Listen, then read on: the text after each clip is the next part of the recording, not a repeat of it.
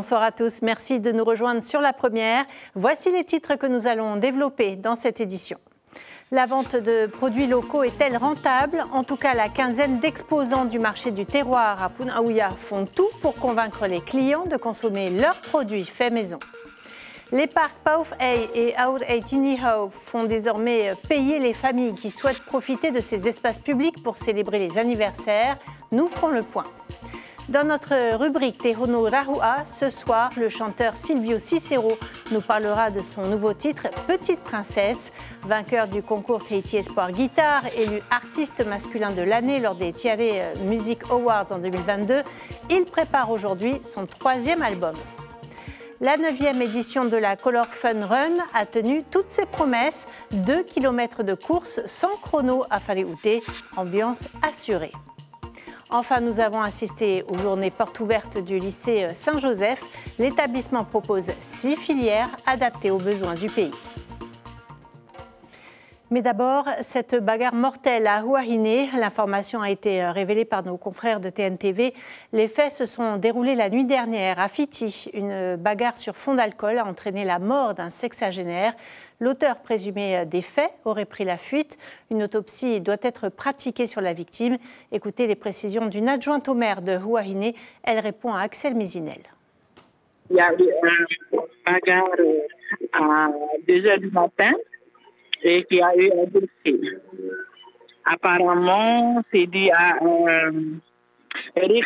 On ne sait pas encore si c'est un coup de couteau. D'après la police municipale, il y a eu un trou assez profond dans le thorax pour le moment. Il est toujours au dispensaire et on attend le dispositif de la gendarmerie par rapport au procureur si on l'emmène faire une autopsie sur Tahiti.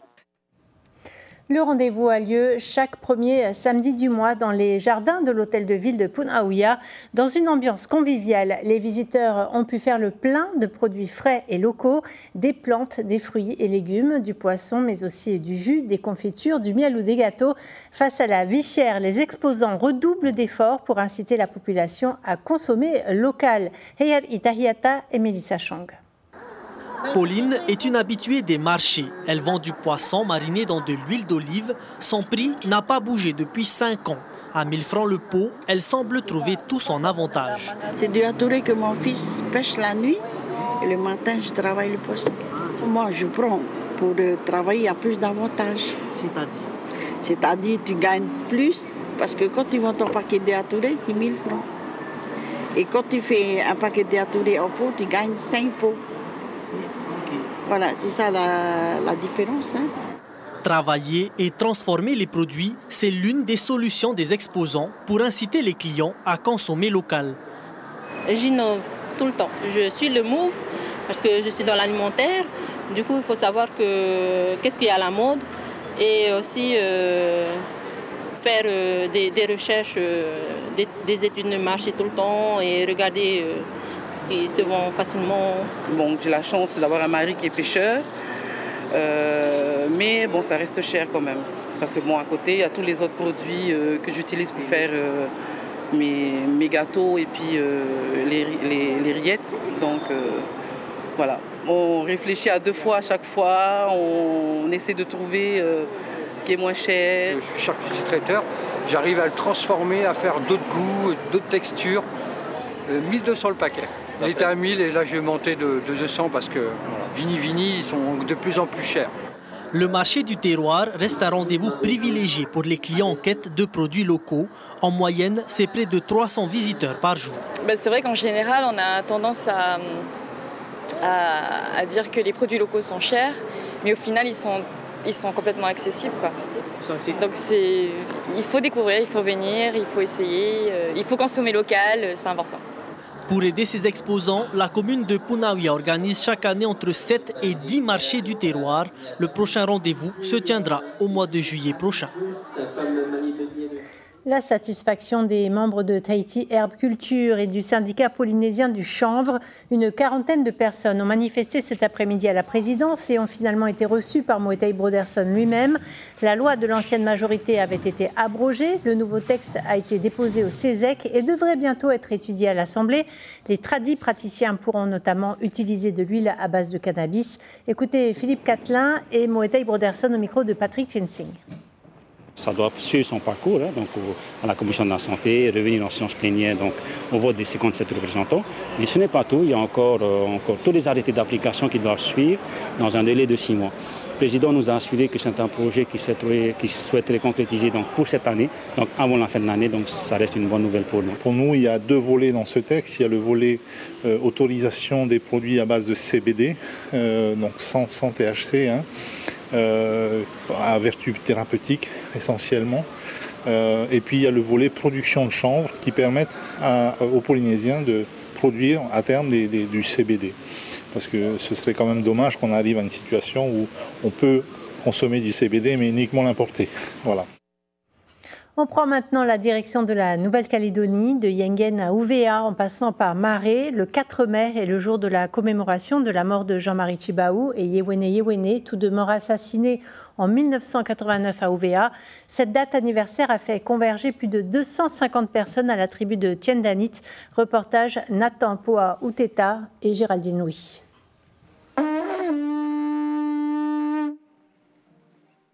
L'appel à la prière et au recueillement, un son universel en Océanie, un appel à l'unité dans un devoir de mémoire de Jean-Marie Tjibaou et Yewene Yewene. Tôt ce matin, des voitures et des bus venant de la capitale Nouméa pour amener des militants de la CCAT, des jeunes pour la plupart. Avec eux, ce sont des délégations de la plupart des pays kanaks qui ont convergé vers la petite vallée de Tiendanit, de l'Erod Mawap, en passant par Paititimuki ou encore Renanchu. Une vague de drapeaux aussi et surtout aux couleurs du FLNKS. Preuve que cette commémoration prend une ampleur et une résonance bien particulière cette année.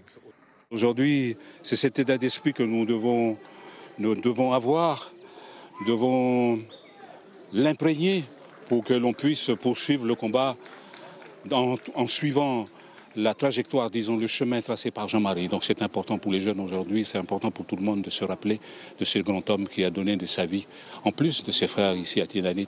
Autre instant d'émotion, le dépôt de gerbes et le silence autour de la tombe de Jean-Marie Tjibaou. Rappel des mots et paroles de ceux qui ne sont plus et qui font écho avec l'actualité du moment.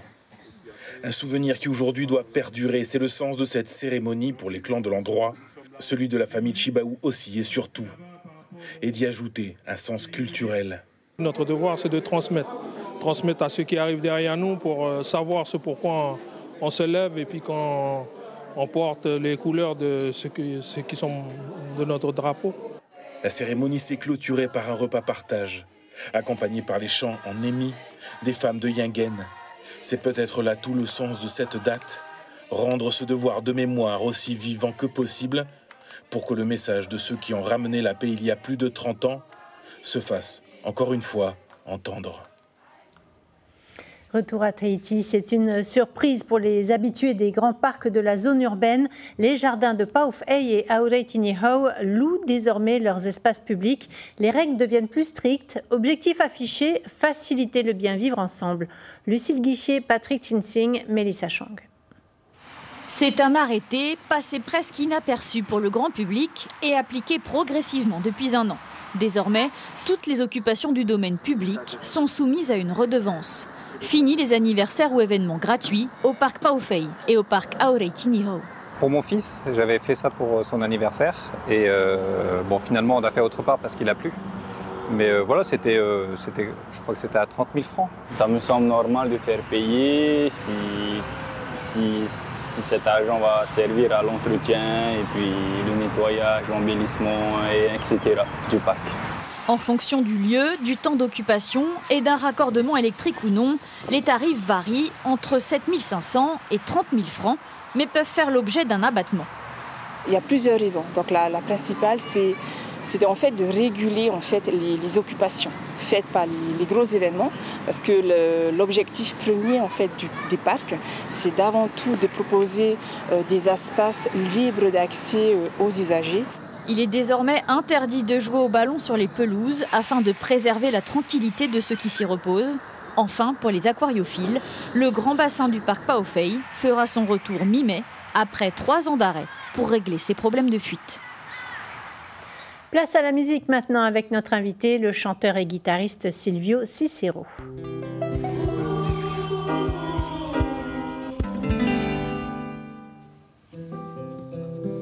Quand tu pleures, j'ai mal aussi. Quand tu tombes, c'est moi qu'on punit. Je prends ce que tu subis. Quand tu ris, ça me rassure. Quand tu rêves à toute allure, je porte tes blessures. Je tiens tout un destin dans le creux de mes mains. Ce n'est que la première page d'une histoire sans fin. Je voudrais te confier toute ma tendresse, peut-être un peu de sagesse. T'es toute ma richesse. Je te tiens toujours au chaud dans mes bras, jusqu'à ce que je disparaisse. Je t'en fais la promesse, petite princesse. Bonsoir Silvio Cicero, merci pour cette première interprétation. Petite princesse, c'est le nom de votre tout nouveau titre. La paternité, ça change un homme? Oui, je pense. Je pense que ça botte les fesses, mais dans le bon sens du terme. C'est vrai que ça chamboule pas mal de choses. Et je pense que ça l'améliore tout simplement. Vous avez enregistré ce titre à New York. D'habitude, vous enregistrez à Nashville, dans le Tennessee. Qu'est-ce que vous recherchez en allant enregistrer aux États-Unis? Alors, c'est vrai que j'ai fait la rencontre d'un producteur à New York qui s'appelle Lucius Page. Et je cherchais un son plus pop, plus moderne, avec un rythme un peu plus solaire, on va dire. Et je prépare d'autres titres avec ce producteur. Donc, voilà, je prépare l'album qui aura une couleur un peu plus vive, plus solaire, on dit en général. Vous avez avancé déjà dans ce 3e album? Absolument, c'est en cours. C'est en cours. C'est en cuisine. Vous avez gagné à 16 ans le concours Tahiti Espoir Guitare. Vous vous êtes mis à chanter un peu plus tard, à l'âge de 20 ans. Et vous chantez en tahitien, c'est important pour vous? Oui, c'est vrai que bon, je ne suis pas originaire de Tahiti, mais j'ai grandi toute ma vie en Polynésie. Et c'est important pour les gens d'ici et même pour moi de m'adapter, de faire arôme comme les Romains, comme on dit. Et c'est venu naturellement que je devais chanter en tahitien dans la langue d'ici. Vous avez grandi à Mopiti et Moorea notamment. Vous êtes particulièrement attaché à Moorea? C'est vrai que j'ai passé toute mon enfance à Moorea, à Maharipa. Vous avez vécu de belles expériences musicales avec Julien Doré quand il est passé ici, avec Vianney également à ses débuts, Kenji Girac. Vous aimeriez connaître comme eux le succès au plan national? Oui, c'est vrai que partir en France, à Paris, faire le truc d'artiste, ça reste un rêve. Et oui, c'est vrai que j'avance pour y arriver. Vous avez collaboré aussi avec Andy Tupaya, Michel Poureuil. Ils vous inspirent aussi, ces musiciens locaux? Oui, absolument. Je peux les appeler des mentors, notamment Daniel Benoît qui s'en est allé il y a 2 ans. C'est vrai que j'ai beaucoup appris. C'est important pour moi d'apprendre avec eux parce qu'ils l'ont fait plus longtemps que moi et pour moi ce sont des exemples à suivre. Votre actualité, c'est aussi le concert prévu à Ouapou dans une semaine pour clore la Wakaiki. C'est un rendez-vous qui vous tient particulièrement à cœur. Absolument. Ça serait la première fois pour moi aux Marquises depuis le temps.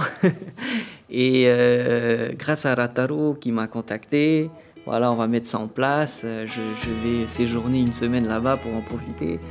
Et j'ai vraiment hâte de partir à la rencontre de la population de Ouapou. Et puis faire le lien entre la culture et le sport, ça vous va bien aussi puisque vous pratiquez la boxe. Oui, c'est vrai que je suis un passionné de boxe anglaise. Merci Silvio Cicero, on vous retrouve tout à l'heure à la fin du journal pour une autre prestation. Merci beaucoup. En cette fin d'année scolaire, les établissements du secondaire ouvrent leurs portes au public, le plus souvent le samedi. Ce matin, c'était au tour du lycée polyvalent Saint-Joseph à Punaouia. Pas moins de 22 filières sont proposées dans cet établissement qui compte plus de 500 élèves. Focus sur 3 orientations possibles avec Raihei Nadjarian et Jéromy. C'est le week-end et pourtant ils sont en classe. Bienvenue dans la filière des sciences et technologies de l'industrie et du développement durable.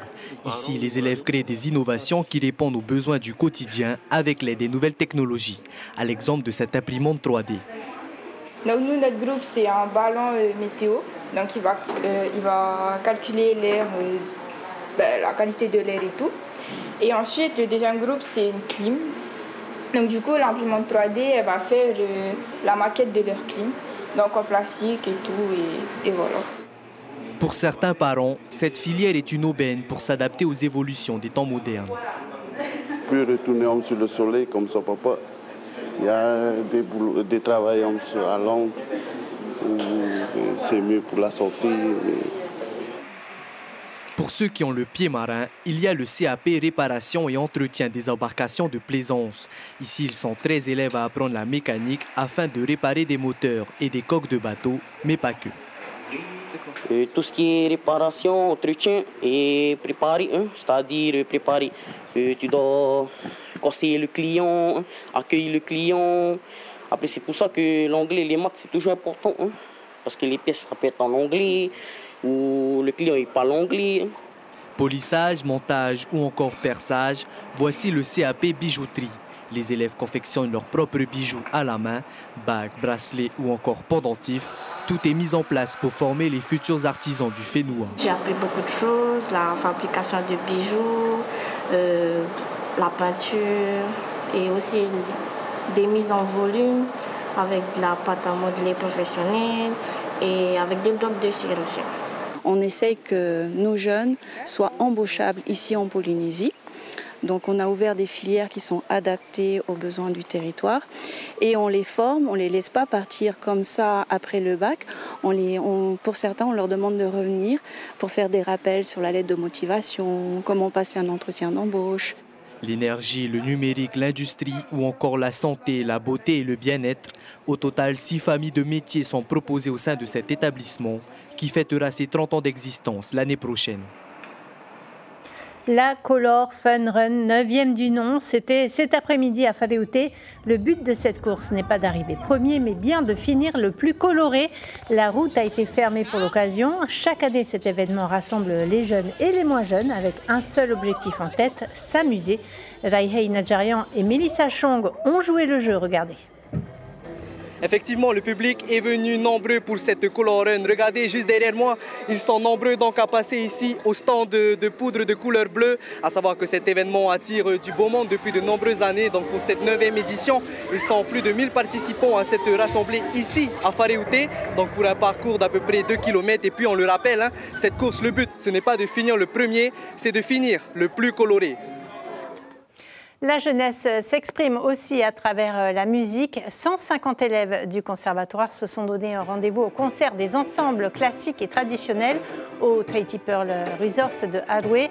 Petit orchestre à cordes, petite et grande harmonie se sont succédés, tout comme les formations traditionnelles avec du ukulélé, des percussions et des guitares, sans oublier les chœurs jeunes et lyriques.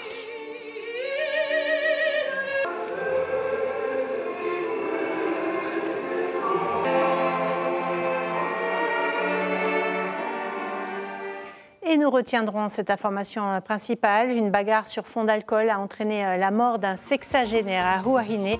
L'auteur présumé des faits aurait pris la fuite. Une autopsie doit être pratiquée sur la victime.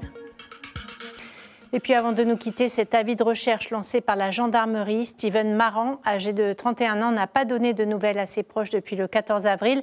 Il mesure environ 1,93 m, il est de corpulence normale. Les personnes ayant des informations peuvent contacter la brigade de gendarmerie de Punaouia ou composer le 17. Au programme de votre soirée sur la première, le feuilleton Legacy et la série Informer. On se quitte comme promis en musique avec notre invité Silvio Cicero. Passez une très belle soirée sur la première et à demain.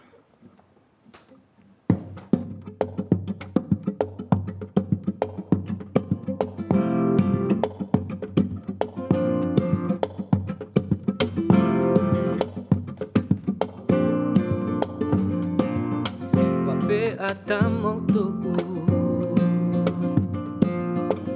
ino ite mafatu wafa'au ite mau ati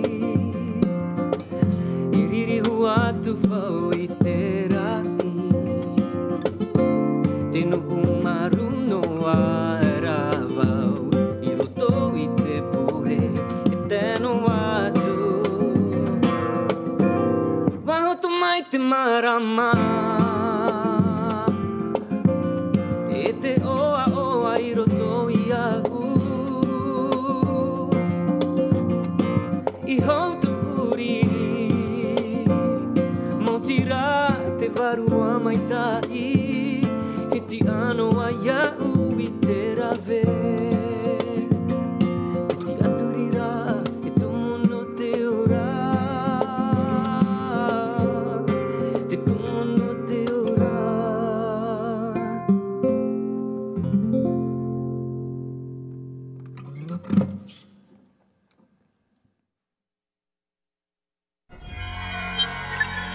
Retrouvez ce programme en replay sur notre site internet.